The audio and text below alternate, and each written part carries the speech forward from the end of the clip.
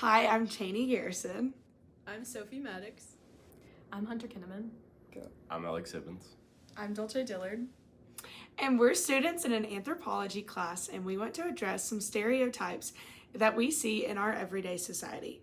Specifically, we want to address those surrounding migration through evolutionary history. We've realized that these misconceptions have created a society in which xenophobic ideologies and anti-immigration beliefs have become acceptable. We want to discuss the realities behind migration through human evolution. Here are a few definitions that would be helpful for the remainder of our video. Migration throughout human history has been highly researched and more is discovered each day. Many anthropologists look into the reasoning behind nomadic lifestyles, which have been the norm up until 12,000 years ago. There are different levels of nomadism, but many modern misconceptions view it as a primitive concept that lacks a place in today's society.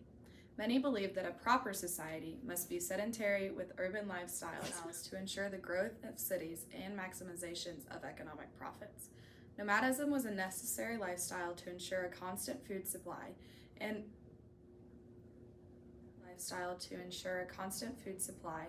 and to avoid weather conditions. In modern times, sedentary lifestyles have been on the rise for various reasons, but aspects of nomadism still exist, like pastoral nomadism. But throughout evolutionary history, there have been periods of hunting and gathering. For example, for 200,000+ years, hunting and gathering was our only source of food procurement. Now our lifestyles are more sedentary, with food sources more readily available year-round in stationary populations. Through fossil records, evidence of nomadic lifestyles are highly related to the evidence of bipedalism. We can see many different changes from primates and humans that support the idea that humans are naturally inclined to migrate and move. The first example, we'll be looking at the skull. In bipeds, the forward magnum is located below the skull.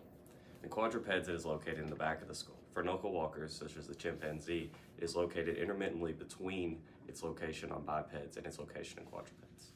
As you can see here, bipeds have a more robust talus bone that is more capable of taking the high impact that comes from walking with upright postures. Bipeds also have flat, big toe bone that is more in line with the other toes. Knuckle walkers typically have a longer and broader ilium with a wedge-shaped sacrum. In bipeds, the pelvis is broader with a wider bowl-shaped in order to support bipeds' upright posture. This allows humans to walk and balance upright without having to shift our weight forward and use our knuckles for stability and balance. Bipeds have valgus knees which turn inward to shift the center of gravity. Knuckle walkers have parallel knees, which shifts the load-bearing area to the knees more. The evolution of the valgus knees in humans allow for the knee to absorb more impact from walking and running with the additional support of the knuckles/arms.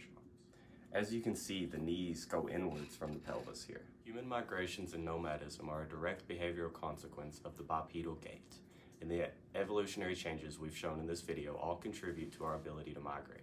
Human movement has been and continues to be an enduring means of problem solving in the face of both natural and human-made barriers. Nomadism is everywhere around us. We travel away from home to go to college. We have normalized going to outside places for dinner or grocery shopping, even to find a farmer's market. Many people have a commute to work and school every day, whether by car or public transportation.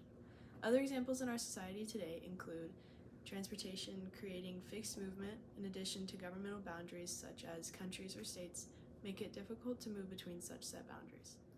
The monetization of natural resources also acts as a preventative measure to create more inhibitory regulations for nomadism. An example of extensive measures to prevent migration is the border wall on the United States-Mexico border, which hinders natural human instincts of migration. In the beginning of this video, we talked about the ways in which humans moved from a migratory lifestyle to one that is more sedentary and the factors that contributed to that transition.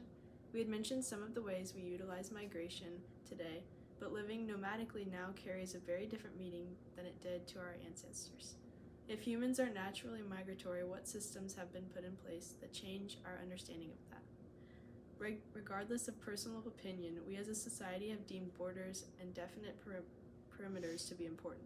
In this video, we aim to explore the ways in which borders are a cultural concept that lies in contrast to our migratory nature. The importance placed on maintaining a sedentary home is a powerful political tool that has resulted in the disapproval and fear of nomadism, despite its utility and acceptance in the past. These examples show that many people still rely on nomadic ways to make a living. and laws and foreign policies more often than not hinder nomadic lifestyles. Regardless of personal opinion, we as a society have deemed borders and definite perimeters to be important. The sedentary lifestyle we have grown accustomed to has really only made up the last 5 seconds of human history. We hope that some of the examples we have shown in this video have helped in developing your understanding of borders as cultural concepts that lie in contrast to our migratory nature.